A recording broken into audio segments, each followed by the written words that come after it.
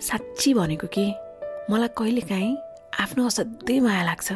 कस्तो थिएँ, कस्ता थिए सपना, कति आशा, कति भरोसा, र यहाँसम्म आइपुग्दा कति त नसोचेका, कति त कल्पनै नगरिएका कुराहरू भोग्न पाइयो, देख्न पाइयो।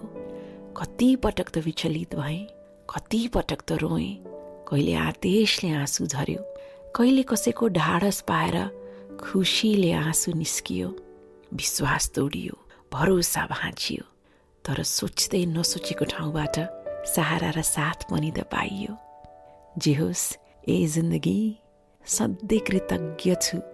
कमजोर पाइलामा कहालिँदै कुना पसेको रात पनि याद छ। हार मान्ने छैन भनेर आफैले मन बाँधेर कदम अघि चालेको नि याद छ। र अहिले साँच्ची आफैले आफैलाई धाप मार्न मन लाग्छ, स्याबास भन्न मन लाग्छ। तर सकिएका छैनन् समस्याहरू, आइरहनेछन् चुनौतीहरू। कहिलेकाहीँ मन दुख्छ है, कहिलेकाहीँ कस्तो थकै लाग्छ है। तर विचलित नहो है, यस्तो बनेर देखाउनै बाँकी छ जुन कसैले कल्पनै गरिएको थिएन भनेर आफैले आफैलाई सलाम गर्न मन लाग्छ। र त्यतिखेर साँच्ची भनेको मलाई आफ्नो असाध्यै माया लाग्छ।